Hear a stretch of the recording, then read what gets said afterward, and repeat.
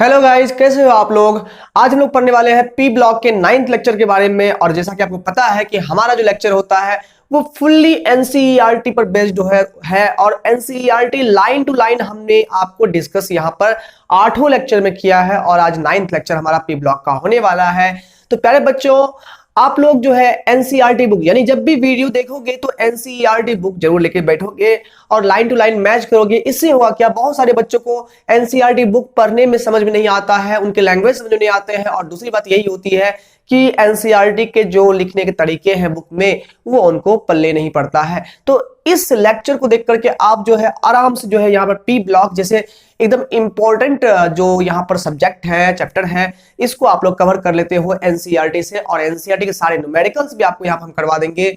तो चलिए स्टार्ट करते हैं हम लोग आज के इस लेक्चर को। आज के क्लास में हम लोग करने वाले हैं पी ब्लॉक में जो हम लोग फॉस्फोरस टॉपिक पढ़ रहे थे। फॉस्फोरस में पिछले क्लास में हमने फॉस्फिन तक किया था और आज हम लोग यहाँ पर करने वाले हैं फॉस्फोरस के हैलाइड्स के बारे में।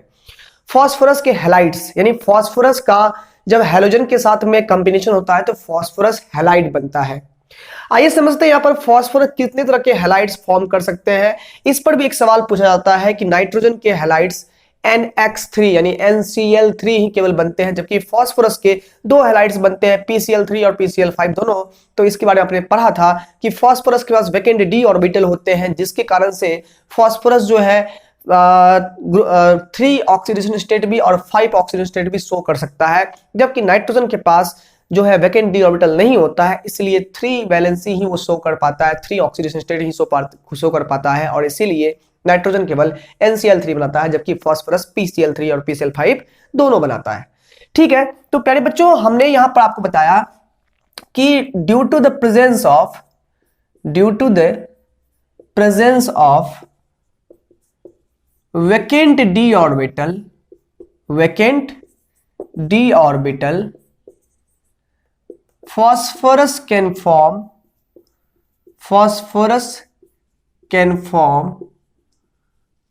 PCl3 या PX3 and PX5 both। ठीक है, PX3 and PX5 बोथ। यहां पर एक कंडीशन होता है कि PX3 की अगर बात करें तो यहां पर हैलोजन में फ्लोरीन, क्लोरीन, ब्रोमीन, आयोडीन आप सब ले सकते हो यहां पर, जबकि क्योंकि यहां पर फॉस्फोरस के ऑक्सीडेशन स्टेट यहां पर +3 शो हो रहे हैं, जबकि यहां पर फॉस्फोरस के ऑक्सीडेशन स्टेट +5 यहां पर शो होंगे। तो यहां पर जो है X के प्लेस पर फ्लोरीन, क्लोरीन और ब्रोमीन ही केवल आप ले सकते हो। आयोडीन का साइज इतना ज्यादा बड़ा होता है कि फॉस्फोरस के पास 5 आयोडीन वाले बॉन्ड जो है वो मजबूत नहीं रहते हैं, बॉन्ड स्ट्रेंथ वहां कमजोर होता है, इसलिए वहां पर PX5 में Pi5 पॉसिबल नहीं होता है, वो एग्जिस्ट नहीं करता है। ठीक है, अनस्टेबल होता है। PF3 PCl3 और PF5 PCl5 और PBr5 की स्टेबिलिटी ही ज्यादा होती है और यहां पर PF3 PCl3 PBr3 और PI3 सभी यहां पर चारों प्रकार के हैलाइड्स यहां पर बन सकते हैं। तो प्यारे बच्चों, हम लोग यहां पर शुरुआत करने वाले हैं फॉस्फोरस के हैलाइड्स में जो हमारे पास पढ़ने लायक टॉपिक है। यहां पर ट्राइहैलाइड और पेंटाहैलाइड में पढ़ेंगे, PCl3 के बारे में और PCl5 के बारे में पढ़ेंगे। बेसिकली यहां पर हम लोग दो चीज पढ़ने वाले हैं, PCl3 और PCl5। और जैसा कि आपको पता है कि हमें पढ़ना क्या होता है, हमारे पास पढ़ने के लिए बस यही है, एक तो प्रिपरेशन है, फिर फिजिकल प्रॉपर्टीज है, फिर केमिकल प्रॉपर्टीज है, फिर यूजेस है।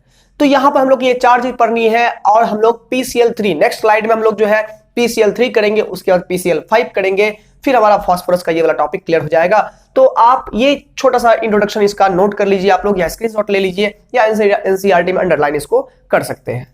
तो जैसा कि देख रहे हैं आप लोग अपने बुक में भी, हमारे पास जो है फॉस्फोरस के पहले हैलाइड्स की बात करें तो फॉस्फोरस ट्राइक्लोराइड हम लोग को यहाँ पर पढ़ना है। फॉस्फोरस ट्राइक्लोराइड की बात करें तो इसका फॉर्मूला होता है PCl3 यहां पर इसका फॉर्मूला होता है फॉस्फोरस ट्राइक्लोराइड का, इसके बारे में पढ़ना है। सबसे पहले बात करते हैं हम इसके प्रिपरेशन की। तो इसके बेसिकली फर्स्ट प्रिपरेशन में अगर हम लोग बात करें तो जब व्हाइट फास्फोरस को गर्म करके जब वो हॉट हो जाएगा, उसके बाद जब उस पर हम लोग क्लोरीन गैस पास करते हैं तो वहां पर PCl3 बनता है। फिर सुनिए, जब व्हाइट फास्फोरस को गर्म करके हम लोग जब उस पर क्लोरीन गैस पास कराएंगे तब PCl3 बनेगा। व्हाइट फास्फोरस को गर्म करके क्लोरीन गैस पास कराएंगे तब क्या बनेगा, वहां पर क्या कहते हैं PCl3 बनेगा वहां पर। याद रखिएगा, यहां डिपेंड करता है हमारे पास क्लोरीन का अमाउंट क्या है। अगर हम लोग एक्सेसिव क्लोरीन रखते हैं तो PCl5 भी बन सकता है, और अगर कम क्लोरीन रखते हैं, लिमिटेड क्लोरीन रखते हैं तो PCl3 बनेगा। ठीक है, PCl5 पे भी बात करेंगे इसके बारे में। फिलहाल यहां पर फर्स्ट प्रिपरेशन लिखना है आपको कि on passing Cl2 gas over heated white phosphorus. White phosphorus का फॉर्मूला क्या होता है, जल्दी से बोलो बच्चों। व्हाइट फॉस्फोरस P4 होता है। क्या होता है? P4 होता है, यानी P4 है ना। PCl3 is formed, PCl3 is formed. ठीक है, ये पहला प्रिपरेशन हो गया कि व्हाइट फॉस्फोरस यानी P4 पर जब हम लोग क्लोरीन गैस पास कराएंगे, ठीक है, ये हीटेड P4 होगा, क्लोरीन गैस पास कराएंगे तो ये हीट करने के बाद क्या होता है, इसकी रिएक्टिविटी क्लोरीन के प्रति बढ़ जाती है। तब यहां पर ये जो है इसके बॉन्ड से यहां पर रिएक्ट करके इससे जो है ये PCl3 फॉर्म करेगा। यहां पर बैलेंस करना है, यहां पर 4 फॉस्फोरस है, 4 से यहां पर मल्टीप्लाई कर देंगे, 12 क्लोरीन हो गए तो यहां पर 6 से यहां पर मल्टीप्लाई कर देंगे, ये हमारे पास PCl3 का फॉर्मेशन हो जाता है। दूसरा यहां पर होता है प्रिपरेशन क्या, कि जब हम लोग व्हाइट फॉस्फोरस का ट्रीटमेंट हम लोग करवाते हैं थायोनील क्लोराइड से, SOCl2 करवाते हैं। थायोनील क्लोराइड आप लोगों ने ऑर्गेनिक में भी इसके बारे में पढ़ा होगा, डार्जन्स प्रोसेस में पढ़ा होगा। ठीक है, तो व्हाइट फॉस्फोरस का रिएक्शन जब हम लोग यहां पर थायोनील क्लोराइड से कराते हैं SOCl2 से, तो वहां पर PCl3 का फॉर्मेशन होता है, SO2 गैस निकलता है और H2Cl2 गैस भी वहां पर रिलीज होता है। ठीक है, तो यहां पर देखिए प्यारे बच्चों, तो यहां हम लोग बात करते हैं नंबर 2 की, on the treatment of white phosphorus with thionyl chloride,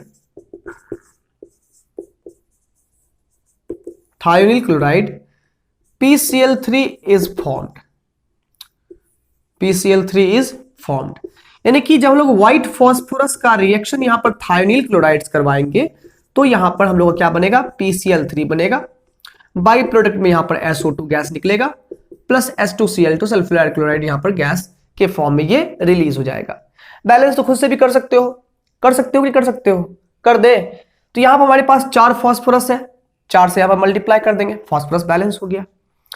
यहां पर हमारे पास 4 से 12 हो गया तो 14 हो गया। ठीक है, 2 सल्फर है यहां पर, यहां 8 से मल्टीप्लाई करते हैं तो 8 में 16 हो जाएगा ये क्लोरीन, यहां पर 12, 4 यहां पर 16 हो गया, 2 2 4, 4 यहां पर हो गया 1 5, यहां पर मल्टीप्लाई कर देंगे 4, 4 से हो गया 8। ऑक्सीजन क्या हो गया, ऑक्सीजन यहां पर 8 है, 8 हो गया, यहां पर 8 ऑक्सीजन हो गया, 16 क्लोरीन हो गया, 12 4 16 क्लोरीन हो गया, सल्फर 8 है, सल्फर यहां पर 4 4 8 हो गया, सब बैलेंस हो गया, ये बैलेंस है। ठीक है, तो यहां पर हम लोग क्या पढ़ा, हम लोगों ने पढ़ा जब व्हाइट फॉस्फोरस का ट्रीटमेंट होता है थायोनील क्लोराइड के साथ में तो यहां पर PCl3 बनता है, SO2 बनता है, H2Cl2 बनता है। प्यारे बच्चों एक बात यहां पर बता दूं आपको कि प्रिपरेशन का जो रिएक्शन होता है उसको याद रखना पड़ेगा, आप लोगों को याद रखना पड़ेगा। बैलेंसिंग भले यहां पर आप जो है थोड़ा सा मिस कर सकते हो, बैलेंसिंग आप लोग अगर नहीं हो पाएगा तो थोड़ा सा बैलेंसिंग सीख लोगे, बट यहां पर बैलेंसिंग अगर एग्जाम में नहीं हो पाएगा हड़बड़ी में तो बैलेंसिंग छोड़ भी सकते हो, कोई दिक्कत नहीं है। लेकिन यहां बात करेंगे तो रिएक्शंस आपको याद रखने पड़ेंगे, रिएक्शंस आप लोगों को याद रखने पड़ेंगे। आपके पास यही उपाय है आपके पास, रिएक्शंस आपको याद रखने पड़ेंगे। ठीक है, इसके लिए आप लोग 2 बार लिखो, 3 बार लिखो, लिख करके आप जो है बार बार प्रिपरेशन को आप लोग पढ़ोगे और रिवीजन करते रहोगे लगातार, तो वहां पर आप लोग के पास कंप्लीट हो जाएगा। ठीक है, हालांकि आप लोग कर सकते हो, जब आप लोग ऑर्गेनिक केमिस्ट्री का रिएक्शंस आप लोग याद रख सकते हो, उनके रिएक्शंस जिनको की रिवीजन की बार बार जरूरत होती है वो याद रख सकते हो, तो इनऑर्गेनिक का रिएक्शन क्यों नहीं याद रख सकते हो, ये याद रख सकते हो आराम से। ठीक है, तो ये फॉस्फोरस ट्राइक्लोराइड का ये 2 प्रिपरेशन हुआ। प्रिपरेशन के बाद हम लोग बात करेंगे इनकी फिजिकल प्रॉपर्टीज के बारे में। ठीक है, तो आप लोग यहां पर प्रिपरेशन के स्लाइड को आप जो है यहां पर नोट कर लीजिए, स्क्रीनशॉट ले लीजिए, फिर हम लोग चलते हैं physical properties of phosphorus trichloride पर। तो यहां बात करते हैं हम लोग प्रॉपर्टीज ऑफ PCl3 के बारे में।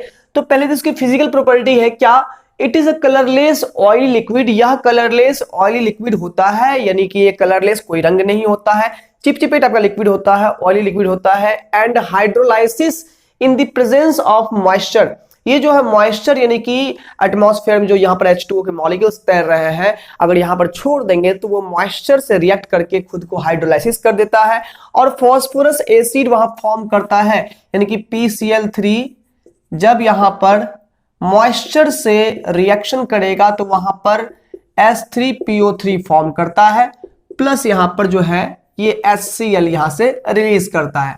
तो यहां पर यहां बैलेंस कर देंगे अगर हम लोग, तो यहां पर 3 क्लोरीन है तो यहां पर 3 से मल्टीप्लाई कर देंगे यहां पर, तो यहां पर हो गया हमारे पास 3 3 6 हमारे पास हाइड्रोजन हो गया, तो यहां पर 3 से मल्टीप्लाई कर देंगे, 3 ऑक्सीजन है 3 ऑक्सीजन हो गया, फॉस्फोरस एक है, ठीक है, बैलेंस है।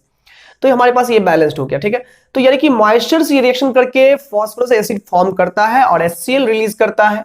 फिर it reacts with organic compound. इसको आपने ऑर्गेनिक केमिस्ट्री अगर आपने पढ़ लिया है तो उसमें आपने जरूर पढ़ा होगा कि अल्कोहल्स भी PCl3 से रिएक्शन करता है, अल्कोहल रिएक्शन करता है जब PCl3 से, तो वहां पर H3PO3 फॉर्म करते हुए बाय प्रोडक्ट में वो जो है अल्काइल क्लोराइड यानी क्लोरोएल्केन फॉर्म करता है। उसके बाद अगर हम बात करें कार्बोक्सिलिक एसिड में भी, यानी कि OH ग्रुप को ये रिप्लेस कर देता है, ठीक है, OH ग्रुप को ये हटा करके वहां क्लोरीन जोड़ देता है, ठीक है। तो COOH यानी कि कार्बोक्सिलिक एसिड में भी जो OH ग्रुप होते हैं उसको भी वहां से रिमूव करके वहां Cl ग्रुप का रिप्लेसमेंट कर देता है और खुद H3PO3 फॉर्म में वो रिलीज हो जाता है। जैसे आपने देखा यहाँ पर C2H5OH, मान लीजिए हमारे पास इथेनॉल है, जब इसका रिएक्शन PCl3 से करवाएंगे यहां पर तो ये OH ग्रुप को रिप्लेस करके यहां पर H3PO3 फॉर्म कर देगा, ठीक है, प्लस यहां पर जो है ये बन जाएगा C2H5Cl, ठीक है। बैलेंस करने के लिए यहां पर 3 से मल्टीप्लाई कर देंगे और यहां भी 3 से मल्टीप्लाई कर देंगे, बैलेंस हो जाएगा, ठीक है। उसके बाद यहां पर अगर हम बात करें CH3COOH, यहां पर ये इथेनोइक एसिड है, जब इसका रिएक्शन PCl3 से होगा तो सिमिलरली यहां पर क्या होगा, ये OH ग्रुप का रिप्लेसमेंट होता है Cl से, तो ये CH3COCl बनेगा, इथेनॉइल क्लोराइड बन जाएगा, ये हमारा बन गया इथेनोइल क्लोराइड बन गया। और यहां तो आप जानते हैं इथाइल क्लोराइड है या क्लोरोइथेन है ये, और प्लस यहां से H3PO3 यहां से ये रिलीज हो जाएगा। आपको यहां बता दें यहां पर भी यहां 3 से बैलेंस करना होगा, यहां भी 3 से बैलेंस करना होगा, बैलेंस हो जाएगा, ठीक है। तो ये OH ग्रुप कंटेनिंग जो ऑर्गेनिक कंपाउंड्स होते हैं उससे रिएक्शन करके OH को रिप्लेस कर देता है, किससे, क्लोरीन से रिप्लेस कर देता है, ठीक है। उसके बाद अगर इसकी शेप की बात करें तो इसका शेप ऐसे ही पिरामिडल शेप होता है, जस्ट लाइक अमोनिया, इसका शेप भी यहाँ पर पिरामिडल होता है। अब यहाँ बात करें तो एक बॉन्ड जो है यहाँ 3D बॉन्ड है, तो एक बॉन्ड पेपर पर है, एक बॉन्ड पेपर से नीचे है, एक बॉन्ड प्लेन पेपर के ऊपर है, ठीक है ना, यानी 3 डायमेंशनल ये बॉन्ड है। अगर हम बात करें यहाँ पर तो यहाँ हमारे पास जो है फास्फोरस के जो 3s2 और 3p3 कॉन्फ़िगरेशन यहाँ पर जो होते हैं ग्राउंड स्टेट में, तो यहाँ पर फास्फोरस का जो कॉन्फ़िगरेशन है इसमें यहाँ पर इस कंडीशन में बॉन्ड बना हुआ है, एक बॉन्ड यहाँ पर इसमें बना हुआ है, एक बॉन्ड यहाँ पर, एक बॉन्ड यहाँ बना हुआ है, ठीक है। तो यहाँ पर हमारे पास जो, और ये जो हमारे पास ऑलरेडी पेयर्ड इलेक्ट्रॉन है ये है लोन पेयर, तो हमारे पास जो टोटल हाइब्रिड ऑर्बिटल होते हैं sigma bond plus lone pair मिला करके वो 4 हो गए, और 4 हाइब्रिड ऑर्बिटल एक S में है और 3 P में है। तो यहाँ पर फॉस्फोरस जो है यहाँ पर sp3 हाइब्रिडाइज्ड हमारे पास में है। तो यहाँ पर पिरामिडल शेप होता है, शेप कैसा हो गया, इसका शेप हो गया पिरामिडल, शेप हो गया इसका पिरामिडल, और यहां पर इसका हाइब्रिडाइजेशन कैसा हो गया, हाइब्रिडाइजेशन यहां पर हो गया फॉस्फोरस का sp3, कैसा हो गया, sp3 हो गया। अगर पूछेगा कि PCl3 में फॉस्फोरस का हाइब्रिडाइजेशन क्या है, क्या बोलना है, sp3 बोलना है, sp3 बोलना है, ठीक है। तो ये हमारे पास प्रॉपर्टीज हो गई फॉस्फोरस ट्राइक्लोराइड की। तो इसका फटाफट आप लोग स्क्रीनशॉट इसका ले लीजिए, क्योंकि हम लोग अब करने वाले हैं फॉस्फोरस पेंटाक्लोराइड के बारे में। आई होप आपको ये लेक्चर आपको समझ में आ भी रहा होगा और आगे आएगा भी, आगे आपका लेक्चर और आसान होते जाएगा, ठीक है। फॉस्फोरस पेंटाक्लोराइड और भी इजी हो जाएगा आपके लिए। तो प्यारे बच्चों यहाँ पर फॉस्फोरस ट्राइक्लोराइड की इन प्रॉपर्टीज को आप लोग नोट कर लो। तो प्यारे बच्चों यहाँ पर हम लोग बात करने वाले हैं यहाँ पर PCl5 के बारे में, फॉस्फोरस पेंटाक्लोराइड के बारे में, ठीक है। सबसे पहले तो इसकी हम लोग स्ट्रक्चर की बात करते हैं, क्योंकि इसका स्ट्रक्चर थोड़ा समझने वाला है। अब यहाँ पर फॉस्फोरस पेंटाक्लोराइड में क्या है कि फॉस्फोरस से मान लीजिए 5 क्लोरीन जुड़ा हुआ है, ठीक है। यहाँ पर 5 क्लोरीन मान लीजिए यहाँ पर जोड़ दी है, ठीक है। अब ये 5 क्लोरीन जुड़ा हुआ है हमारे पास, तो सबसे पहले यहाँ पर है कि हमारे पास फॉस्फोरस में ये जो कंडीशन आएगा कैसे आएगा, तो फॉस्फोरस के नॉर्मल स्टेट या ग्राउंड स्टेट की बात करें तो 3s2 होता है कॉन्फ़िगरेशन, और 3p में कितना होता है, 3 होता है, ठीक है। और इसके पास जो है, इसके पास वैकेंट d ऑर्बिटल भी होते हैं फॉस्फोरस के पास, उसको भी मेंशन कर देते हैं यहाँ पर। वैकेंट डी ऑर्बिटल यहाँ फास्फोरस के पास होते हैं, 3d ऑर्बिटल होते हैं, फिलहाल इलेक्ट्रॉन नहीं है। लेकिन जैसे ही ये इलेक्ट्रॉन जाएगा एक्साइटेड स्टेट में जाएगा ये इलेक्ट्रॉन, तो यहाँ पर हमारे पास 3s में 1 इलेक्ट्रॉन बचेगा, 3p में 3 इलेक्ट्रॉन हमारे पास होगा, ठीक है, 3p में 3 इलेक्ट्रॉन होगा और 3d में यहाँ पर 1 इलेक्ट्रॉन हो जाएगा, ठीक है। अब हमारे पास जो 5 क्लोरीन है वो यहां से लेके यहां तक हाइब्रिडाइज करेंगे तो कुल मिलाकर के sp3d हाइब्रिडाइजेशन यहां पर होगा। अब अगर हाइब्रिडाइजेशन यहां पर sp3d है, अगर हाइब्रिडाइजेशन यहां पर sp3d है तो यहां पर जो शेप बनेगा आपने पढ़ा है, शेप इसका ट्राइगोनल बाइपिरामिडल बनेगा, ट्राइगोनल बाइपिरामिडल इसका शेप बनेगा, ट्राइगोनल बाइपिरामिडल शेप बनेगा। ट्राइगोनल बाइपिरामिडल शेप की बात करें तो यहां पर ये अगर हमारे पास फास्फोरस है तो यहां पर ट्राइगोनल मतलब 3 तो बॉन्ड इसके पास होंगे प्लेन में, प्लेन में होने का मतलब हो गया कि ये इक्विटोरियल बॉन्ड कहलाते हैं, ये बॉन्ड कहलाता है इक्विटोरियल बॉन्ड, ये कहलाता है इक्विटोरियल बॉन्ड कहलाता है, ठीक है। और इसके पास जो 2 बॉन्ड और है वो बॉन्ड होंगे एक पेपर से ऊपर एक प्लेन से नीचे, मतलब ये बॉन्ड कहलाते हैं एक्सियल बॉन्ड कहलाते हैं, ये कहलाते हैं एक्सियल बॉन्ड्स कहलाते हैं, ठीक है। अब एक बात है कि जो इक्विटोरियल बॉन्ड्स होते हैं उनमें बॉन्ड्स में रिपल्सन यहां पर कम होता है, ठीक है। 120 का एंगल है तो यहां पर रिपल्सन क्या होगा, रिपल्सन यहां पर कम का होता है, रिपल्सन यहां पर कम का होता है, ठीक है। अब यहां पर देखिएगा जो यहां पर रिपल्सन यहां पर लो होगा, ठीक है। यहां पर क्या होता है कि जो हमारे पास एक्सियल बॉन्ड के साथ में ये जो मिला इक्विटोरियल के साथ में जो ये रहता है हमारे पास बॉन्ड, ये जो एक्सियल बॉन्ड्स होते हैं उसमें रिपल्सन यहां पर हाई होता है, बॉन्ड रिपल्सन जो होते हैं वो यहां पर हाई होते हैं। अब बॉन्ड रिपल्सन हाई होने के कारण से क्या होता है, ये बॉन्ड्स थोड़े से बड़े हो जाते हैं, लॉन्ग लेंथ के हो जाते हैं, थोड़े से दूर रहने के कारण से, दूर रहने के लिए वैन डर वाल रिपल्सन ताकि कम हो, इसीलिए वहां पर जो है ये बॉन्ड्स थोड़े से लेंथ बड़े हो जाते हैं। तो जो एक्सियल बॉन्ड होते हैं उनकी लेंथ होती है यहां पर 202 पिकोमीटर, 202 पिकोमीटर, जबकि यहां पर अगर बात करें इक्विटोरियल बॉन्ड्स जो होते हैं उनकी लेंथ होती है 340 पिकोमीटर, 340 पिकोमीटर इक्विटोरियल बॉन्ड की बॉन्ड लेंथ होती है। ओवरऑल अगर शेप की बात करें तो ये यहां पर हो गया फास्फोरस पेंटाक्लोराइड का शेप कुछ ऐसा होता है, ये हमारे पास हो गया इक्विटोरियल, ट्रायंगुलर हो गया, एक पिरामिडल ऊपर में और एक पिरामिडल कहां पर नीचे में, कुछ ऐसा शेप होता है। यहां से यहां पिरामिड ड्रॉ होगा, ये पिरामिडल बन जाएगा यहां से यहां तक ऐसे, ठीक है। और सिमिलरली यहां नीचे में भी यही जो हमारा होगा बेस से मिला हुआ ये भी हमारा पिरामिडल होगा, ठीक है। ये कुछ ऐसा शेप होता है PCl5 का, ठीक है। अब इसमें यहां पर सवाल यही पूछता है कि फास्फोरस के जो 2 बॉन्ड्स है एक्सियल बॉन्ड्स वो बड़े लेंथ के क्यों होते हैं, तो बोलना ये है कि एक्सियल बॉन्ड का जो बॉन्ड पेयर रिपल्सन होता है वो ज्यादा होता है इक्विटोरियल बॉन्ड से, इसीलिए वहां पर एक्सियल बॉन्ड्स के लेंथ बड़े होते हैं, इक्विटोरियल बॉन्ड्स के लेंथ क्या होते हैं, छोटे होते हैं, ठीक है। ये है इसका फास्फोरस पेंटाक्लोराइड का स्ट्रक्चर, आपको समझ में आ ही गया होगा यहां पर, ठीक है। ट्रायंगुलर बायपिरामिडल यहां पर स्ट्रक्चर है, ठीक है। आप इस स्ट्रक्चर को नोट कर लीजिए आराम से, स्क्रीनशॉट इसका ले लीजिए, फिर चलते हैं हम लोग प्रिपरेशन ऑफ PCl5 पर। प्रिपरेशन की बात करें तो PCl3 के ही जस्ट यहां पर इक्विवेलेंट इनके भी प्रिपरेशन है।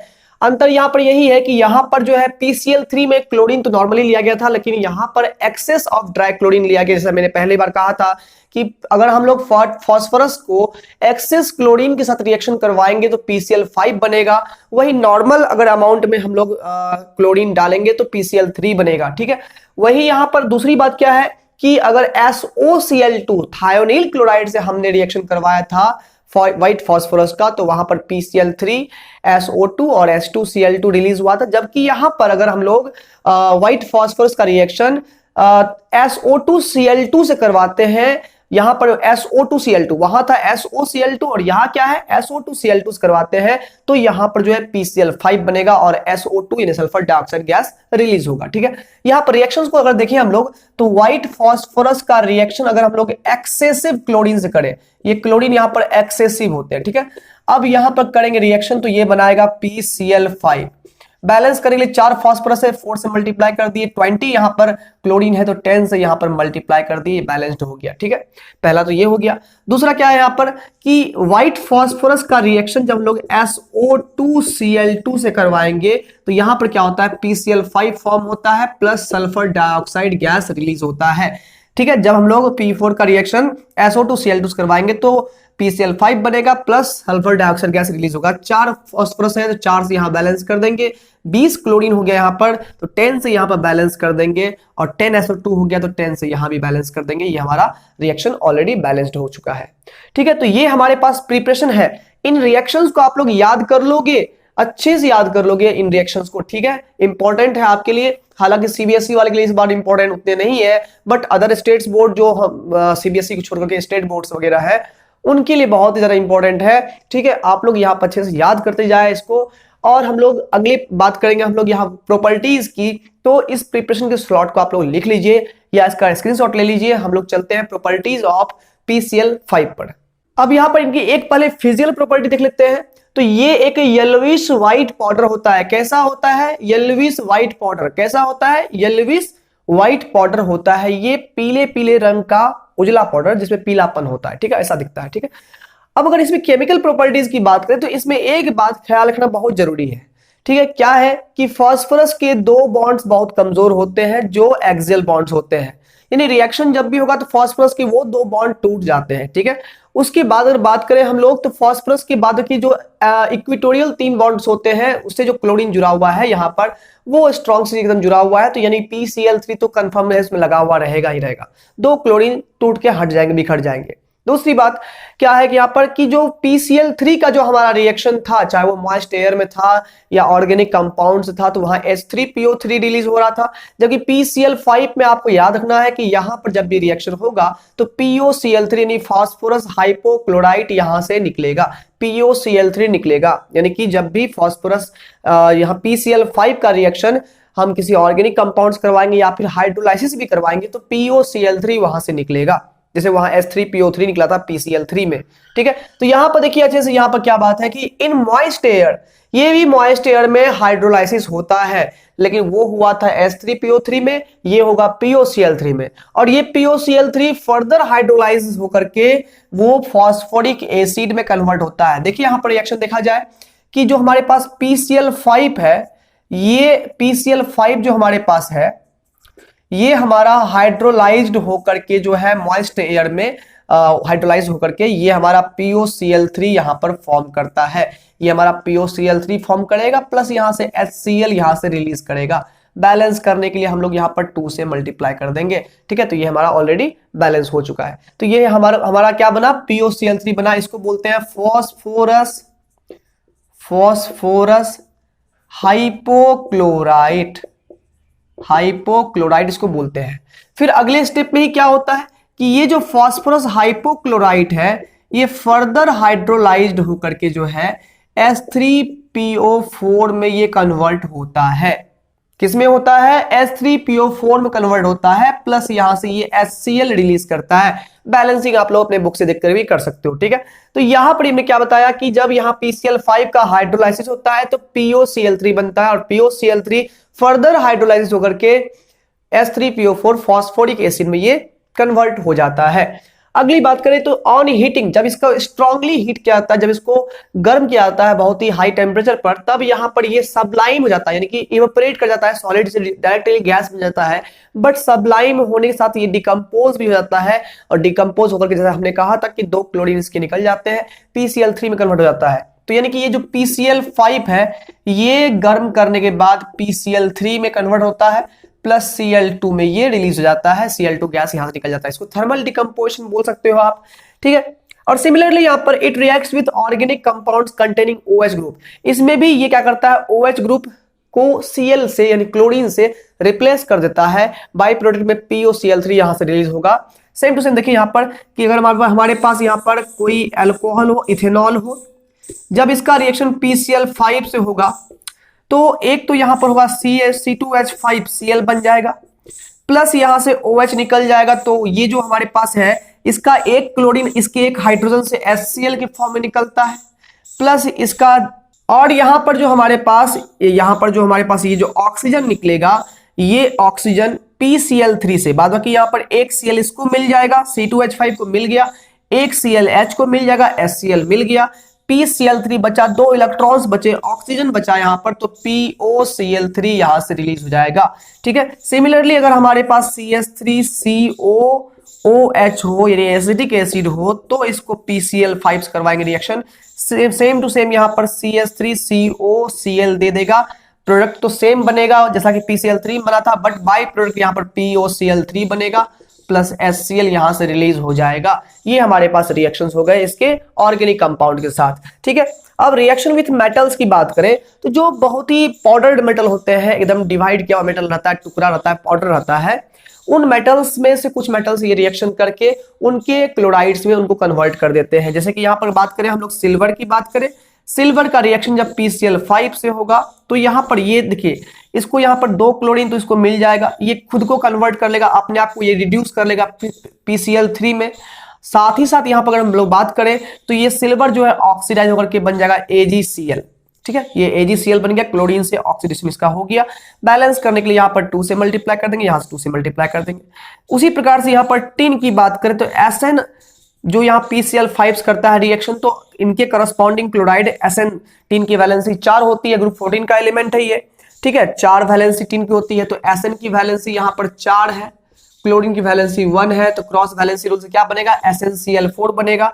यहाँ SnCl4 में कन्वर्ट होगा प्लस PCl3 रिलीज होगा। ठीक है, यहां पर हम लोग 2 से मल्टीप्लाई कर देते हैं, तो यहां हो गया 10 क्लोरीन हो गया, 2 फॉस्फोरस, 4 था, यहाँ पर 2 से मल्टीप्लाई कर देते हैं तो 2 फॉस्फोरस, 6 4 10 क्लोरीन हो गया, तो ये हमारा बैलेंस हो गया। तो यहाँ पर हमारा फॉस्फोरस का जो हैलाइड्स था उनके टॉपिक्स क्लियर होते हैं। आई होप आपने एनसीईआरटी बुक को शुरू में जब पढ़ा होगा और अब जो आप पढ़ोगे तो आई होप आपको 90% ज्यादा का बेनिफिट उसमें होगा। तो अगर आपको यहाँ से हम लोग अभी कंटिन्यू करते रहेंगे, ठीक है। तो अगर आपको यहाँ पर अच्छा लगता है चैनल तो सब्सक्राइब जरूर कर लीजिएगा और वीडियो पसंद आता है तो लाइक जरूर कर दीजिएगा। हम लोग आगे क्लास में फास्फोरस के ऑक्सी एसिड के बारे में बात करेंगे, ऑक्सासिड्स के बारे में बात करेंगे, ठीक है। मिलते हैं अगले वीडियो में, तो के लिए best of luck and take care. और हाँ, एक बात, यहां पर से आप एनसीईआरटी का एग्जाम्पल 7.7, 7.8 कर लोगे और इन टेक्स्ट क्वेश्चन 7.10 तक आप लोग कर लोगे, ठीक है। एग्जाम्पल जो है 7.8 तक करना है और इन टेक्स्ट क्वेश्चन 7.10 तक कर लेना है।